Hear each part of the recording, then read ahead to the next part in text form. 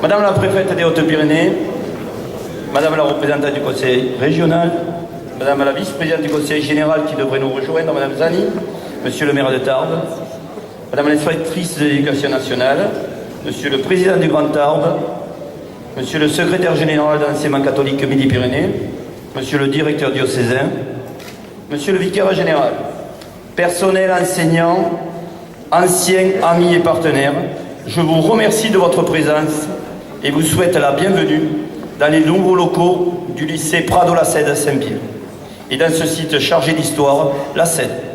La Cède qui en latin signifie le siège, c'est aussi pour nous le siège de l'établissement et de l'ensemble scolaire. Aujourd'hui, Prado-la-Cède, Saint-Pierre, c'est 1700 élèves, étudiants, 1180, 180 pas 1000, 180 enseignants et personnels et des formations réparties sur 4 sites. Le Prado, avec un jardin d'éveil, accueil des 2 ans et 18 classes. Aussin, avec l'école Saint-Joseph d'Aussin et ses 2 classes. Saint-Pierre, avec un pôle supérieur de 300 étudiants répartis sur 7 BTS, dont un BTS technico-commercial, en énergie renouvelable, en apprentissage. Je salue ici les partenaires du CFA de l'éducation nationale, qui sont présents, il m'a dit qu'ils étaient présents, et M. Durand, le directeur commercial de GRDF, qui nous accompagne dans ce projet. Saint-Pierre, c'est aussi un pôle de formation continue, métier de la santé et du social, et un lycée professionnel de 250 lycéens labellisés lycée des métiers de l'informatique et de la sécurité.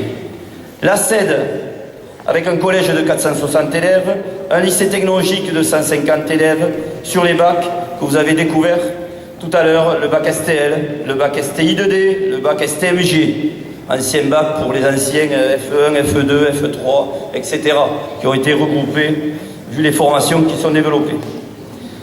Un labo de chimie que vous n'avez pas découvert mais qui est sur le site, unique dans la région, un BTS chimie aussi unique dans la région, une licence professionnelle en partenariat avec les UT de Tarbes, traitement des déchets. Nous inaugurons aujourd'hui les locaux du lycée suite à la mise en accessibilité et à la rénovation. Ces nouveaux locaux ont été intégrés dans le projet de fusion Prado-la-Cède Saint-Pierre, avec le déplacement des BTS sur Saint-Pierre, ainsi que des bacs STI2D sur la Cède. Un petit retour historique sur le projet. En 2008, le rectorat demande à M. Castillo, directeur diocésain, de travailler sur des pistes de rapprochement pour les établissements tarbais. Était en prévision à l'époque 2 fermetures de classes de seconde, une sur la Cède et une sur Saint-Pierre. Les services du rectorat nous expliquent qu'ils ne souhaitent pas connaître ni assurer la fermeture de notre établissement sur Tarbes. Pour les anciens, ceux qui s'en rappellent, c'était Saint-Dominique. Divers scénarios sont alors étudiés. Tous les acteurs de l'enseignement catholique de Tarbes se retrouvent pour construire l'enseignement catholique de demain. En juin 2010, Monseigneur Perrier demande à la tutelle et à l'OGEC de Prado-la-Cède de réfléchir à un projet de collaboration entre ces 2 établissements. Une lettre de mission m'est confiée et un premier groupe de travail de 10 personnes se met en place en décembre 2010, avec un accompagnement de M. Langlais, ici présent, chef de projet Coteaux de Gascogne, qui nous apporte son expertise. Ce groupe a la certitude qu'il faut passer d'une collaboration à une fusion, avec un changement complet de structure, vu la diversité des sites et des entités. Cette fusion doit passer aussi par une réécriture de nouveaux projets d'établissement. En janvier 2013, les 180 personnes de la communauté éducative se retrouvent pour débuter l'écriture du projet éducatif. La commission de pilotage le met en forme, après avis du conseil d'établissement. Je remercie ici toute l'équipe de direction qui m'a suivi dans ce projet, la commission de pilotage des 18 membres et toutes les commissions techniques qui ont permis la mise en place et l'aboutissement du projet. Ce projet d'établissement, il va se décliner en 5 axes.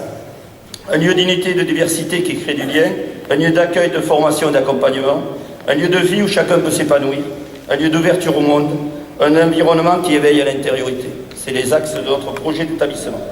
Cet ensemble scolaire, riche voire complexe, doit être unifié par un même regard sur l'enfant ou le jeune que nous aidons à grandir.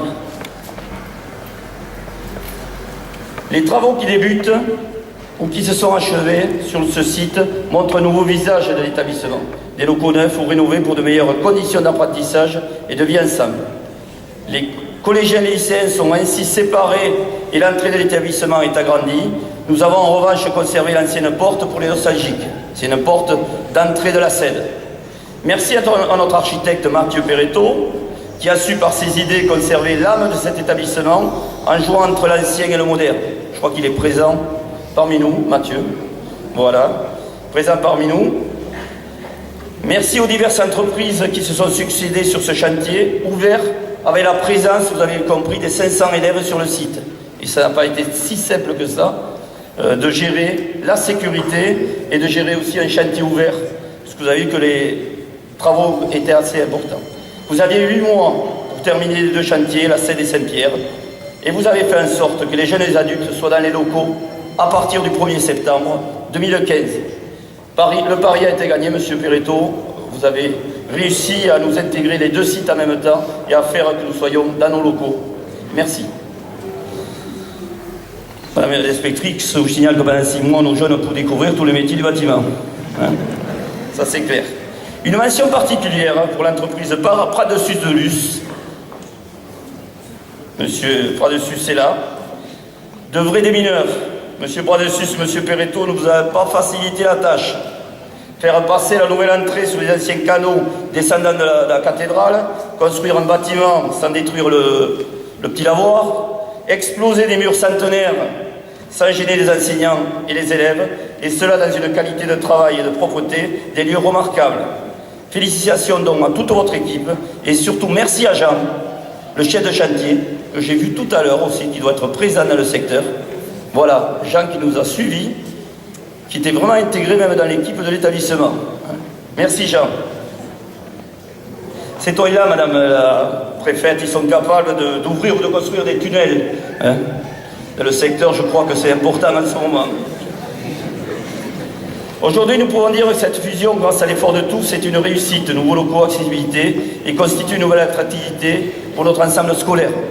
À l'avenir, nos efforts de rénovation porteront sur les sites des écoles primaires du Prado et d'Aussin. Je remercie ici aussi les 2 municipalités qui nous aident par leur soutien permanent, M. Trémège et M. Bordenave, peut-être est parmi nous, qui nous aident là-dessus. Sous l'impulsion des sœurs et avec l'aide de l'OGEC, cet ensemble scolaire a toujours fonctionné avec des projets. Nous allons donc continuer dans cette dynamique, avec pour les prochaines rentrées l'ouverture d'une section d'une académie de basket, Laura Zavasta, en collège, avec aussi la création d'une section de cadets de la sécurité civile, Madame la préfète, en lycée, un projet européen, vous avez pu découvrir aussi, qu'on a toujours en lycée et en collège, un projet en réseau aussi avec le lycée Vincent de Paul sur le pôle métier santé sociale, un projet d'aménagement du primaire, aménagement du temps, une ouverture d'une prépa métier de la défense sécurité pour l'année prochaine et un bachelor, Bac+3, dans l'établissement.